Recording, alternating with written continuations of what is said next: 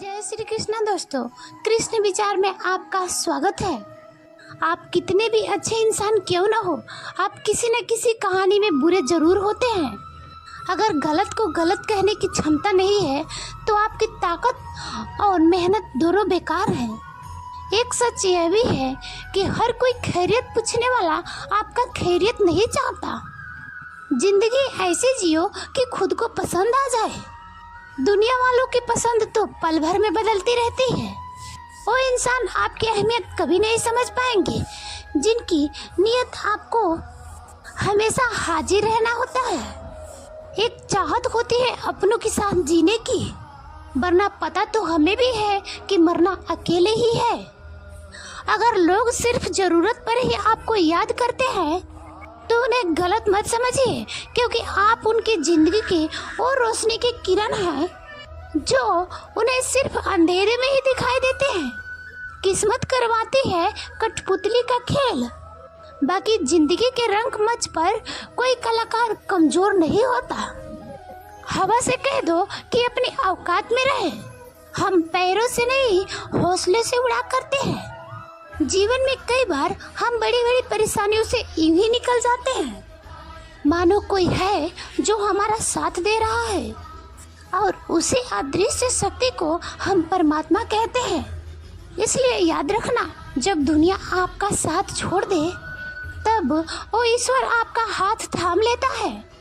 आंखों में पड़ा हुआ तिनका और पैर में चुभा हुआ कांटा, रुई में दबी हुई आग हद से भी ज्यादा भयानक होता है। किसी के दिल में छुपा हुआ कपट। खुद से बहस करोगे तो सारे सवालों के जवाब मिल जाएंगे। अगर दूसरों से बहस करोगे तो जिंदगी में और भी सवाल खड़े हो जाएंगे। आज के जमाने में हर चीज महंगी हो गई है, लेकिन एक इंसान ही है जो बहुत सस्ता हो गया है। अच्छे इंसान की सबसे पहली और सबसे आखिरी इंसानी ये है कि वो उन लोगों की भी इज्जत करता है जिससे उनको किसी तरह के फायदे नहीं हो। ना जाने कितनी अनकही बातें साथ लेकर जाएंगे। लोग झूठ कहते हैं कि खाली हाथ आए थे और खाली हाथ जाएंगे। सांसों का रुक जाना मरना नहीं है, वह हर व्यक्ति मरा हुआ है जो सही को सही और गलत का गलत बोलने का ताकत नहीं रखता। इंसान ज्यादा काम करने से सफल नहीं होता, बल्कि सही तरीकों से काम करने से सफल होता है। क्रोध में जो छोड़ जाए वो वापस लौट कर आ सकता है, लेकिन मुस्कुराकर छोड़ जाने वाला कभी वापस नहीं आता। जब आपका वक्त खराब होता है तो लोग आपके काबिलियत पर भी शक करने लगते हैं। किसी के साथ ज्यादा समय बिताने से आप उनके आदतों को अपनाने लगते हैं। इसलिए सोच समझकर लोगों के साथ समय बिताया कीजिए। क्रोध के समय रुकना सीखें, गलती के समय झुकना सीखें। अगर दूसरों को दुखी देखकर आपको भी दुख होता है तो समझ लो कि भगवान ने तुम्हें इंसान बनाकर कोई गलती नहीं की है। अगर किसी की इज्जत नहीं करना चाहते तो मत करो, लेकिन हजार लोगों में बैठकर कभी किसी की बेइज्जती मत करना। रिश्ते खून के नहीं होते, विश्वास के होते हैं। अगर विश्वास हो तो पराये भी अपने हो जाते हैं, और अगर विश्वास ना हो तो अपने भी पराये हो जाते हैं। पेड़ गिरने वाले फूलों के लिए परेशान नहीं होता, वह हमेशा नए नए फूलों को खिलाने में व्यस्त रहता है। जीवन उसके लिए नहीं है जो अब तक हमने खो दिया, ये उसके लिए है जिन्हें हम अभी भी विकसित कर सकते हैं। हम अपने सोच और मान्यता के अनुसार अपने विचार बनाते हैं। जैसे सत्य कहना धर्म है, असत्य कहना पाप। सहनशीलता धर्म है और क्रोध करना अधर्म। जीवों पर दया करना धर्म और निष्ठुर होना अधर्म। परंतु क्या यही सत्य है? कभी कभी परिस्थितियाँ आवेशों को उल्टा नहीं कर देती, करती है। यदि इस संसार में कुछ धर्म है, कुछ पुण्य है, कुछ महान है, तो है परिस्थिति के अनुसार चलना। जटायु याद है जिन्होंने रावण पर क्रोध किया था? उस समय क्रोध किया था, उस समय जटायु की आक्रमण पाप नहीं था, वो धर्म था। इसलिए अंत में उन्हें भगवान राम की गोद मिली और कुछ ऐसे भी होते हैं जो धर्म की सहनशीलता समझकर अन्याय को सहते हैं और अंत में वो बाणों की सैया पाते हैं। ये हम भीष्म पितामह से सीख सकते हैं। यदि कोई व्यक्ति अकारण आक्रमण करे या पशु किसी निर्दोष की प्राण लेने की चेष्टा करे तो उसके रक्षा हेतु उसका वध कर देना पाप नहीं है, समय की बान है। यदि किसी दुष्ट की सहायता ना करने से सामान्य मनुष्य की कष्ट पहुँचे, पीड़ा पहुँचे, तो उसे सहायता ना देना ही धर्म है। परंतु यदि क्रोध से कुछ शुभ हो तो क्रोध और दंड भी धर्म ही है। क्या आपको पता है कि संसार का सबसे बड़ा पाप क्या है? संसार का सबसे बड़ा पाप है किसी निर्बल को सताना, और संसार का सबसे बड़ा दंड भी उस निर्बल के मुख से निकली हाय होता है। श्री कृष्ण कहते हैं कि आपने लोहार को लोहा पिघलाते हुए तो अक्सर देखा है, और ये लोहा पिघलता है चमड़ी के बनी धोनकी से निकली हवा से। जरा आप सोचिए, एक मृत पशु की खाल से बनी धोनकी इतनी कठोर लोहे को भस्म कर सकती है। ठीक उसी प्रकार आप चाहे जितने भी शक्तिशाली क्यों न हो, यदि आपने किसी निर्दोष, किसी निर्बल को सताया तो इसके मन से निकली हाय और उसका श्राप आपके जीवन को भस्म कर सकता है। लोग कहते हैं आप जिंदगी में कभी अकेले खुश नहीं रह सकते। ऐसा बिल्कुल नहीं है। सच तो ये है, जिंदगी में अकेलापन हमको जिंदगी जीने का सही मतलब सिखाता है। अकेलापन वह एहसास है जब आप सबसे अलग महसूस करते हैं, और सबसे ज्यादा जरूरी है कि आप अपने को आपको प्यार करें।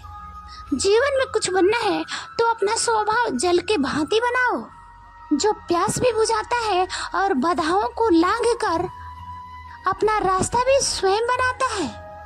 पत्थर के भांति ना बनो जो दूसरों का रास्ता भी रोक लेता है।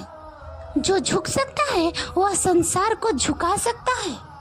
अकड़ने वाले तो अधिकतर टूट जाते हैं। पता है इंसान की सबसे बड़ी कमजोरी क्या है? अपने आप की तुलना दूसरों से करना। हमेशा याद रखिए कि सफलता कभी भी धन दौलत नहीं देती, वो तो सिर्फ मेहनत देखती है। इंसानियत आदमी को इंसान बना देती है। समय तो तराजू है जो बुरे वक्त में अपनों का वजन बता देता है।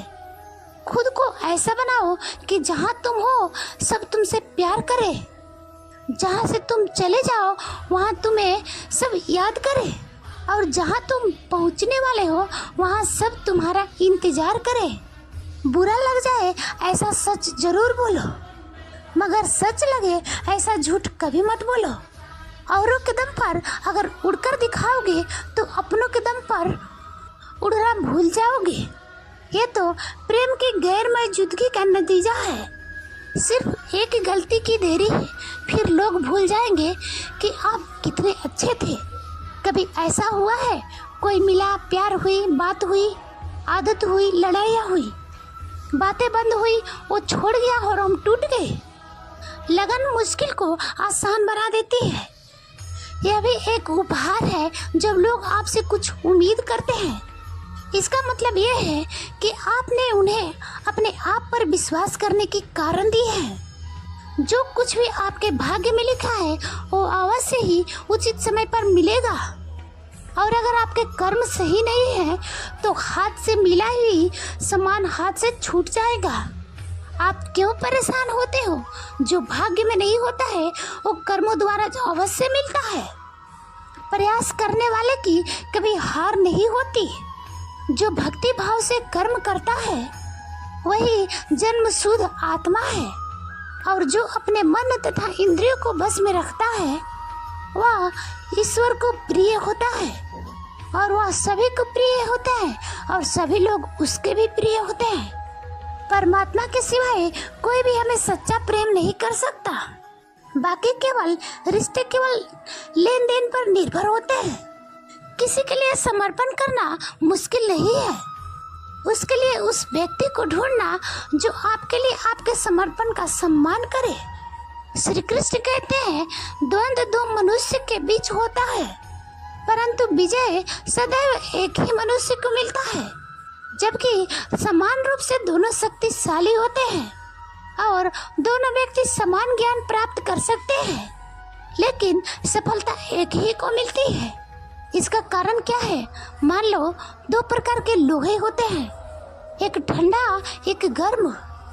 कभी सोचा है लोहाकार लोहे को लोहे से ही काटता है, परंतु सदैव ठंडा लोहा ही गर्म लोहे को काटता है। और यही विधि मनुष्य पर भी लागू होता है।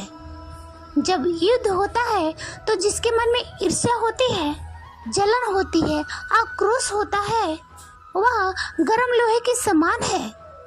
और जिनका मन शांत होता है, जिसका मन संयम से बना होता है, वह ठंड लोहे के समान है। वही ईर्ष्या और द्वेष वाले लोहे को काट सकता है। इसलिए यदि जीवन के संग्राम में विजय प्राप्त करनी है तो अपने मन को शांत रखिए।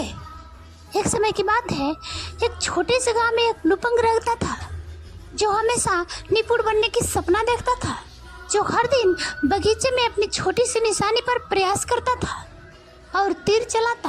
कभी उसका निशाने को चूक जाता तो कभी निशाने के पास भी नहीं पहुंचता। गांव के लोग अक्सर उसके मजाक उड़ाते और कहते वह कभी अच्छा तीर अंदाज नहीं बन पाएगा, लेकिन वह युवक अपनी कोशिशों में कमी नहीं आने देता था। उसने ठान लिया कि वह हर दिन पहले से बेहतर बनेगा। वह सुबह जल्दी उठता और रात में देर तक अभ्यास करता और हर तीर को ठीक से चलाने की कोशिश करता। वह अपने असफलताओं से निराश नहीं हुआ, बल्कि उससे सीखता था। वह हर बार खुद से सवाल करता था कि उसने कहाँ गलती की और अगली बार उसे कैसे सुधारा जाए। कुछ सालों बाद एक बड़ा तीर अंदाजी प्रतियोगिता का आयोजन हुआ। प्रतियोगिता में कई गांव के प्रतियोगी तीरंदाजी भाग लिए। लोगों को उस युवक से कुछ उम्मीद नहीं थी, क्योंकि वह अब भी अपने आप को एक साधारण तीर अंदाज ही समझता था। जब प्रतियोगिता शुरू हुई तो युवक का प्रत्येक तीर बार बार सही निशाने पर जाता था। उसे सटीकता और कौशल देखकर सभी तंग रह गए। अंत में वह प्रतियोगिता का विजेता बना। गांव के बुजुर्गों ने पूछा कि तुमने यह कैसे किया? हम तो सोचते थे कि तुम कभी सफल नहीं हो पाओगे। युवक ने मुस्कुराते हुए जवाब दिया, अभ्यास। मैंने कभी हार नहीं मानी और हर दिन अभ्यास किया। मैंने अपने गलतियों से सीखा और हर बार उन्हें सुधारने की कोशिश की।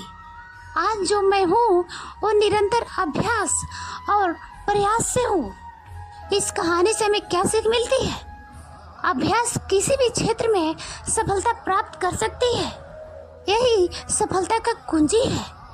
असफलताएं हमारे रास्ते में आते रहते हैं, लेकिन अगर हम उन्हें सीखने का माध्यम बना ले और लगातार प्रयास करते रहे तो कोई भी बाधा हमें रोक नहीं सकती। चाहे हमारे सामने कितना भी कठिन लक्ष्य क्यों न हो, निरंतर अभ्यास और दृढ़ निश्चय के साथ हम जो कुछ भी चाहेंगे उसे अवश्य हासिल कर सकते हैं। दोस्तों, सफलता बिना प्रयास के नहीं मिलते हैं। जैसे किसी पेड़ को काटना हो तो पहली बार का प्रहार उस पेड़ को नहीं काटता, पहली वाली चोट देता है और बार पे बार किए जाओ तो वो उसको गहरा बनाता जाता है और फिर अंतिम प्रहार उस पेड़ को धराशायी कर देता है।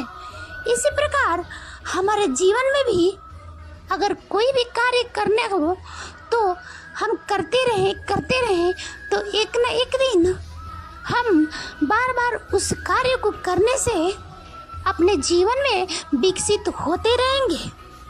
तो अगर अपने जीवन में सफलता पाना चाहते हैं तो एक पेड़ के काटने के जैसा समझना चाहिए कि हम संघर्ष कर रहे हैं।